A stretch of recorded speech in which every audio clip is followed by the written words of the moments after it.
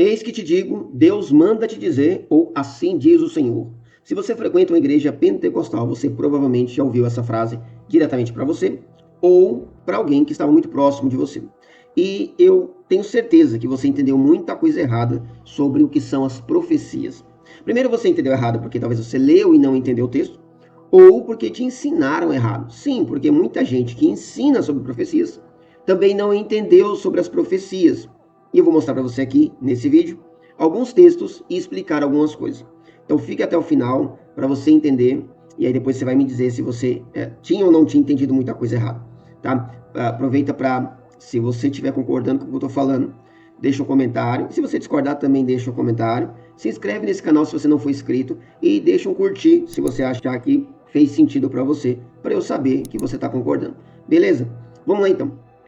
Eu quero começar aqui falando sobre o texto de 1 Coríntios, capítulo de número 14, porque para mim é o texto mais claro, mais cheio de informação sobre profecias.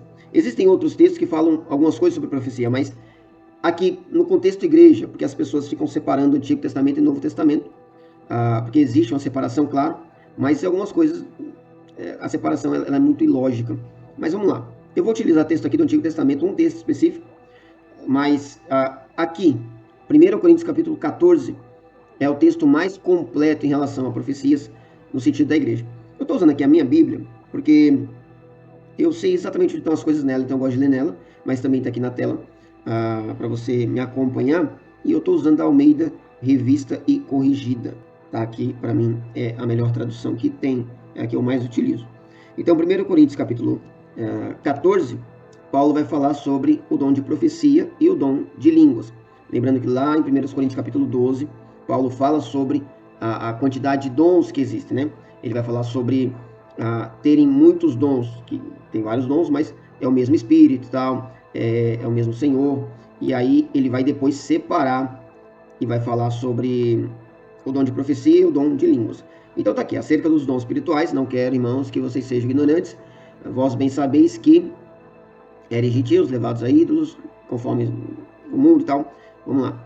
E aí ele fala assim: mas a manifestação do Espírito é dada a cada um para o que for útil, porque a um, pelo Espírito, é dada a palavra de sabedoria, e a outro, pelo mesmo Espírito, a palavra de ciência, e a outro, pelo mesmo Espírito, a fé, e a outro, pelo mesmo Espírito, os dons de cura, e a outra, operação de maravilhas, e a outro, a profecia. Então, a primeira coisa que a gente vai começar a pensar aqui, a falar, é que a profecia é um dom, tá certo? Existem os ministérios. Tem o ministério de profeta? Tem.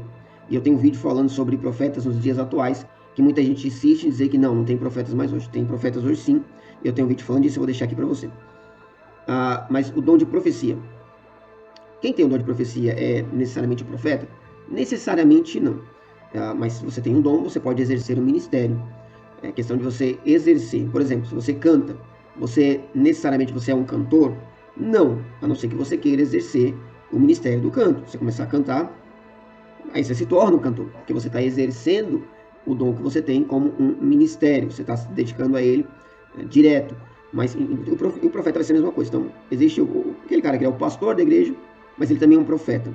Mas ele é o seu ministério mesmo, onde ele se dedica ao pastoreio. Existe o evangelista, ele se dedica ao evangelismo, mas ele tem também o dom de profecia. Enfim, existem diversos ministérios e o dom, se você se dedicar exclusivamente a este dom, então você tem este ministério. Mas isso é um assunto que eu já tratei bastante nesse outro vídeo. Então Paulo vai falar aqui sobre ter os vários dons e todos eles são o mesmo Espírito. E isso já vai dar para a gente uma boa direção a respeito sobre como funciona a profecia. Por quê? Eu já vou falar sobre isso aqui. Porque eu já vi gente falando assim, quando Deus ele utiliza a pessoa, Deus toma a boca da pessoa e ele fala através da pessoa. Então, muita gente entende e ensina, lamentavelmente, que a profecia é Deus tomando a boca do indivíduo e falando através, e de que a pessoa ela não tem controle. Deus toma totalmente a língua da pessoa e a pessoa não tem controle sobre a sua própria língua. Deus fala e cada palavra é Deus falando, o que é um absurdo, é uma coisa sem lógica nenhuma. E isso aqui nos dá uma base para entender que não é assim que funciona. Por quê? Porque se nós entendêssemos que Deus toma a língua do profeta, toma a língua da pessoa para fazer a profecia, então nós também teríamos que entender que Deus toma as mãos da pessoa para curar, por exemplo. Porque nós curamos, né, nós, através do poder de Deus, existe o dom da cura. Nós impomos as mãos sobre as pessoas e nós oramos, e a pessoa é curada. E aí nós teríamos então que entender que Deus toma também a mão da pessoa. Então eu só vou apontar a mão para quem Deus tomar a minha mão e apontar ela. E não é assim. Você precisa exercer, você tem que querer exercer o dom. E aí pode se tornar um ministério. Mas então ele fala aqui sobre essa diversidade, sobre ter vários dons. E o dom é uma ferramenta, tá certo? O dom é uma ferramenta dada por Deus para que a gente possa fazer a obra dele. No versículo 14, então, Paulo faz digressões. Eu sempre falo disso, é importante saber disso. O que são digressões? É a mudança de assunto. Ele vem falando no capítulo 12 de dons. Aí no capítulo 13 ele fala sobre o amor, tratando também como um dom, claro. Mas é quase uma mudança total de assunto aqui, porque ele vem nesse sentido todo espiritual e ele fala sobre amor. E aí no versículo 14 ele volta a falar sobre dons. Então você tem que ler 12 e 14. Importante ler o 13 também, claro, mas para ter uma compreensão sobre dons e ministérios aqui, 12 e 14. Às vezes as pessoas leem 12 e não leem o 14, aí fica perdido. Então no versículo 14, ele vai dizer que o dom de profecia é maior do que o de línguas. E claro, ele vai explicar o porquê que ele está falando isso. E está bem explicado, está bem detalhado. O que falta é entendimento às vezes. Então ele começa falando assim, no versículo 3 aqui. Vamos começar aqui no versículo 3. Mas o que profetiza fala aos homens para a edificação, exortação e consolação. Tá certo? Então para que serve o dom de profecia? Aquele que profetiza, ele fala para as pessoas e ele fala por alguns motivos. Ele fala para edificação, para exortação e para consolação. Você não sai falando profecia à toa. Não tem lógica. Deus mandou dizer que o seu CPF é isso, isso e isso. É tão sem lógica isso. Deus revelar CPF é a coisa mais idiota que tem para mim. Quando alguém fala que Deus está revelando CPF. Mas Deus pode ser edificado quando o profeta mostra que Deus sabe o número do CPF. Pode, mas tem tanta outra coisa, não tem? E Paulo fala disso aqui. Vou mostrar para você que Paulo fala disso aqui no texto. Então, esse é o primeiro ponto. O segundo ponto é aqui no versículo 14, no versículo 4 ainda, quando Paulo fala assim. Ele vai dizer que fala em língua, ele edifica a si mesmo, mas o que fala o que profetiza edifica a igreja. Tá certo? Então, a profecia, ela tem a função de edificar a igreja. Profecia serve para edificação. Não é para se mostrar, não é para se vangloriar, não é para... É para edificação da igreja. Não tem outro sentido haver profecia se não for para edificação. Todos os dons eles servem para edificação do corpo de Cristo. Profecia é para edificação do corpo de Cristo. Tá certo? Então, esse é um ponto importante. Primeiro ponto. Profecia, ela é para edificar, exortar e consolar. Tá? A igreja toda, não só a pessoa, mas a igreja toda, ela passa por esse processo quando se faz a profecia. E aí nós vamos ele vai falar muito aqui sobre o dom de língua. Ele vai explicar muito sobre o dom de línguas. Eu também tenho um vídeo aqui falando sobre o dom de línguas. Dom de língua, será que é verdade e tal? Assiste o meu vídeo aqui falando sobre o dom de língua, onde eu falo sobre esse dom que é verdadeiro, tá certo? Muita gente fala que é besteira dos crentes pentecostais e tal. Não é. Tem muita besteira? Claro que tem. Horrores de besteira. Inclusive na profecia, horrores de profecia. Mas é um dom verdadeiro, bíblico, tá lá, é só você entender o texto. E aí nós vamos ver aqui, então, a partir do versículo 21 já, tá? Ele gasta todo esse tempo aqui falando muito sobre o dom de línguas. E aí aqui no versículo 21 em diante, presta bastante atenção, que isso aqui é muito importante. Ele vai dizer assim, está escrito na lei, por gente de outras línguas e por outros lábios, falarei a este povo, e ainda assim me não ouvirão, diz o Senhor. Paulo vem falando sobre como funciona o dom de línguas. E o dom de línguas, as pessoas não entendem. Só quem fala em língua entende, a não ser... Aliás, mesmo quem fala em língua nem entende, a não ser que haja um intérprete. Então o dom de língua ele edifica só quem está falando, não edifica mais ninguém. Tá certo? Ele é um dom para edificar apenas quem fala. E aqui ele vai dizer como funciona o dom de profecia. Para que serve? Está aqui no texto. Eu vou te mostrar. Mas aí ele cita isso aqui, para que os irmãos, eles tenham consciência, eles têm que ter, eles têm que ser adultos no entendimento, tá certo? Aí ele cita o que está escrito lá em Isaías. Ele vai dizer, está escrito na lei, aqui a lei na verdade é Isaías, não é a lei. Por gente de outras línguas e por outros lábios falarei a este povo e ainda assim me não ouvirão, diz o Senhor. Isso é o que Isaías falou. E aí ele vai dizer assim, de sorte que as línguas são um sinal não para os fiéis, mas para os infiéis, e a profecia não é um sinal para os infiéis, mas para os fiéis. Esse texto é muito complicado, porque muita gente pensa assim, ó, então, as línguas são um sinal não para os fiéis, não para os crentes, mas para os infiéis. Então, a gente tem que falar em línguas para os infiéis. E a profecia não é um sinal para os fiéis, mas para os infiéis. Então, veja como é meio confuso, né? As pessoas identificam o quê? Olha só, o texto está dizendo assim, as línguas são um sinal não para os fiéis, mas para os infiéis. E aí tem gente que pensa o quê? Então, a gente tem que falar com os infiéis. E a profecia não é um sinal para os infiéis, mas para os fiéis. Ah, então a profecia é para os fiéis. E é o contrário. Veja, assim, é confuso. Mas Pedro fala isso, né? Que o nosso amado irmão Paulo, ele fala na sua segunda carta, nosso amado irmão Paulo já falou sobre essas coisas com vocês, por palavras difíceis de entender. Então, o apóstolo Pedro reconhece que Paulo escreve de uma forma meio difícil. Verdade? Mas o que significa isso aqui? É que, na verdade, a gente tem dificuldade de entender mesmo, né? Ele falou sobre o que está escrito. E o que está escrito? Está escrito aqui, por gente de outras línguas e por outros lábios falarei a este povo. Tá certo? Aqui, a profecia, que está em Isaías, não está na lei, está nos profetas, está dizendo que, veja só, Deus vai falar com as pessoas por outros lábios, por outras línguas, e o povo não vai ouvir, tá certo? Então, aqui, gente, o sinal é o não ouvir. Veja, o sinal é não ouvir. De sorte que as línguas são um sinal, não para os fiéis, porque os fiéis ouvem, mas para os infiéis, porque os infiéis não ouvem. Percebe? Olha aqui. A profecia, você tem que entender isso aqui, para você não se confundir. A profecia, ela diz que Deus vai falar por outras línguas e outros lábios ao povo, e eles não ouvirão. Tá certo? E aí, então, Paulo vai explicar. De sorte, ou seja, portanto, a profecia é essa, então, portanto, de sorte, portanto, as línguas são sinal não para os fiéis, mas para os infiéis. Quando, o que Paulo está falando aqui é, quando o crente falar em língua na frente de um infiel, na frente de alguém que não crê, que não está na igreja, que não conheceu o Senhor, a única conclusão que ele vai tirar é de que aquela pessoa é doida. Ele não vai falar assim, nossa, Deus está falando através dessa pessoa na língua estranha. Não, ele não vai falar isso.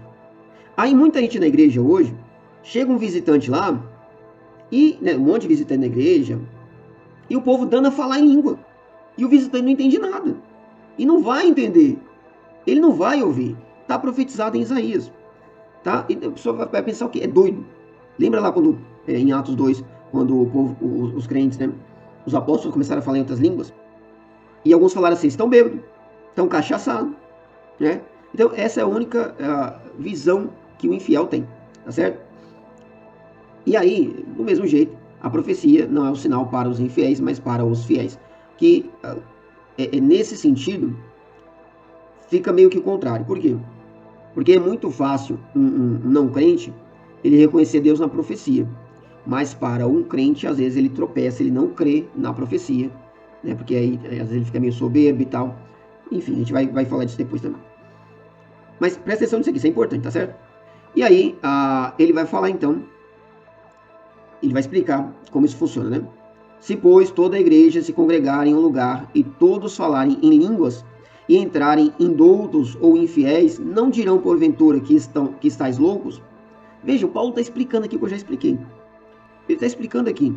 Se está na igreja lá, 50 pessoas, todo mundo falando em língua estranha, chega um visitante lá, ele vai dizer o quê? Eu vou me embora que esse povo é doido. Percebe? Mas, se todos profetizarem e algum indouto ou infiel entrar, de todos é convencido, de todos é julgado. Então, do mesmo jeito que se um infiel, um não crente, chegar na igreja e estiver todo mundo falando em língua estranha, ele acha que o povo é doido? Se ele chegar na igreja e as pessoas estiverem profetizando, e a profecia é, olha aqui, profecia não é assim, olha, Deus está dizendo que está te livrando de um acidente hoje. Cara, qual é a lógica de alguém falar assim, dar uma profecia dessa? Ah, fulano, Deus mandou dizer que te livrou de um acidente hoje. Como é que você vai ter certeza que isso aconteceu? Quero que você pense de uma forma lógica, tá? Veja, se a pessoa não crente chegar na igreja e aí tiverem profetas lá, o texto diz, de todos ele é convencido, de todos ele é julgado, tá certo? Como assim julgado? Porque ele é convencido. E, portanto, os segredos do seu coração ficam manifestos e assim, lançando-se sobre o seu rosto, adorará a Deus, publicando que Deus está verdadeiramente entre vós. Veja, como é que essa pessoa ela é convencida? Ela é convencida porque os segredos do seu coração ficam manifestos. A pessoa não fica convencida, eu nunca fiquei convencido, de alguém falar assim, olha, Davidson, Deus manda dizer que hoje ele te livrou de um acidente. Porque isso pode estar na cabeça da pessoa. Como é que eu vou provar isso? Não tem prova. Entende? Não, escuta, profecia é prova. Profecia, eu vou te mostrar um negócio que é importantíssimo. Profecia você tem que provar. Mas se a pessoa falar assim, Deus manda dizer assim, que você está sentindo isso, isso, isso, que você pensou isso, isso, que você falou orando no seu quarto, essa e essa palavra. Aí eu não tenho como desconfiar, eu preciso crer, porque a pessoa não estava lá. Entende? Você lembra quando Jesus ele vai encontrar Natanael lá em João capítulo 2? E aí o texto fala assim, que... João capítulo 1. E aí o texto fala assim, que o Natanael quando chega até Jesus, Jesus fala assim, eis aí um homem, um judeu, israelita, que não há dolo. E o Natanael fala assim, de onde o senhor me conhece? E Jesus vai falar, antes que Felipe te chamasse, eu te vi debaixo da figueira. E aí ele reconhece, porque certamente na figueira, Natanael teve uma conversa com Deus que só Deus poderia conhecer. E Jesus revelou o mistério do seu coração. É assim, é para isso que a profecia serve, para revelar mistérios do coração, tá certo? E aí o infiel, o não crente, ele vai crer que Deus está ali. Ele não tem outra, não tem outro significado para aquilo. Só tem um motivo para essa pessoa saber o que eu estava pensando, o que está no meu coração. É porque Deus revelou. Porque não tem como ela ter descoberto sozinha. Eu não contei, tá certo? E aí sim, ela vai lançar o seu rosto sobre lançando-se sobre o seu rosto, adorará a Deus, publicando que Deus está verdadeiramente entre vós. É para isso que vai servir a profecia. E aí, no versículo 26, é dito assim, que fareis, pois, irmãos, quando vos ajuntais, cada um de vós tem salmo, tem doutrina, tem revelação, tem língua, tem interpretação, faça tudo para a edificação.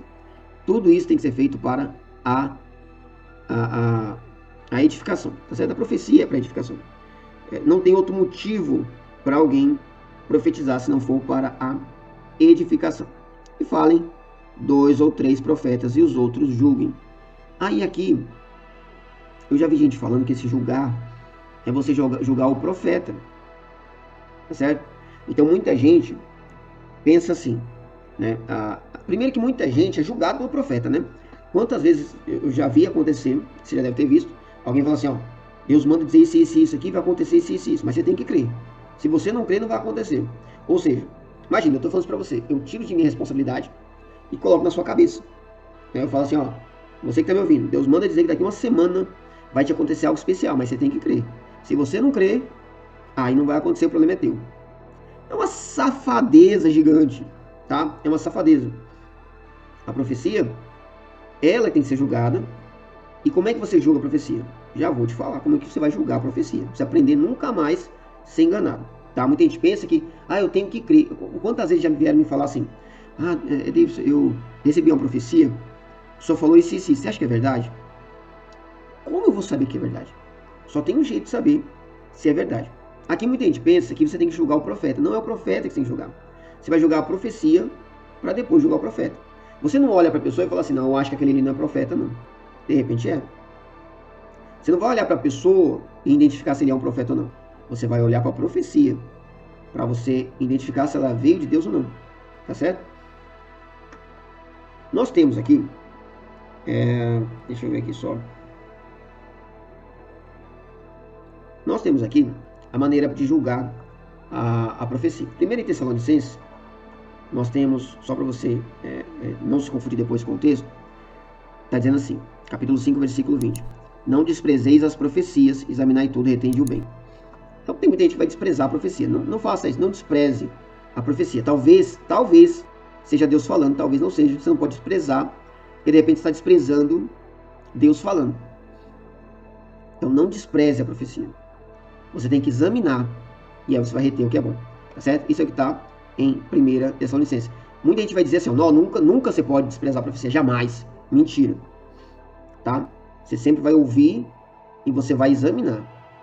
1 João capítulo 4 também está dizendo assim, amados, não acreditais em todos os espíritos, mas provai se os espíritos são de Deus, porque já muitos falsos profetas se têm levantado no mundo.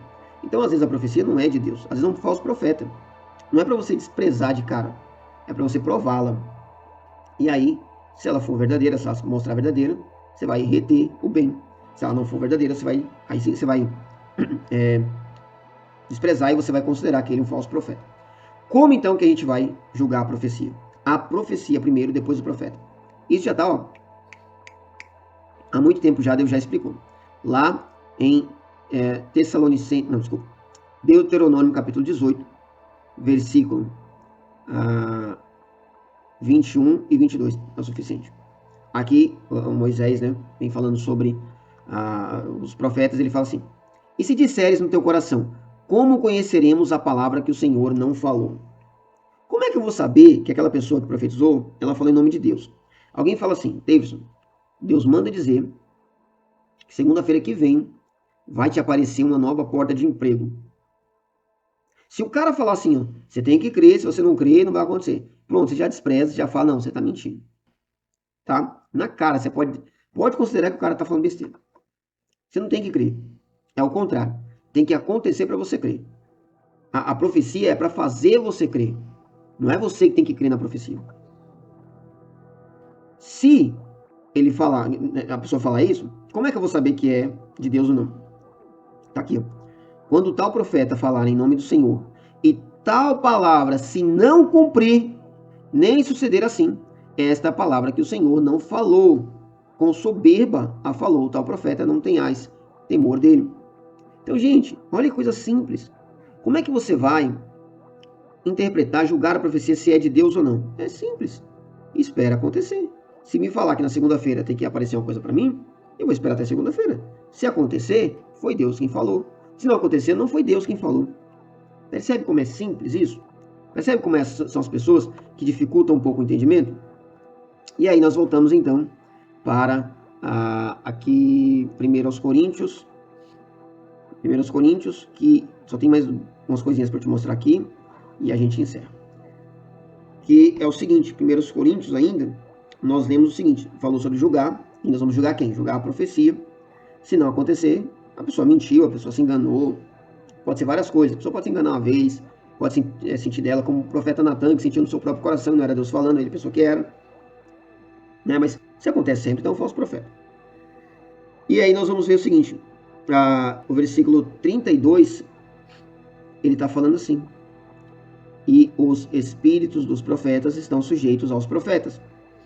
O que isso quer dizer? Lembra lá quando falou que tem gente falando que Deus toma a língua do profeta e usa tal, e ele não tem controle? Mentira.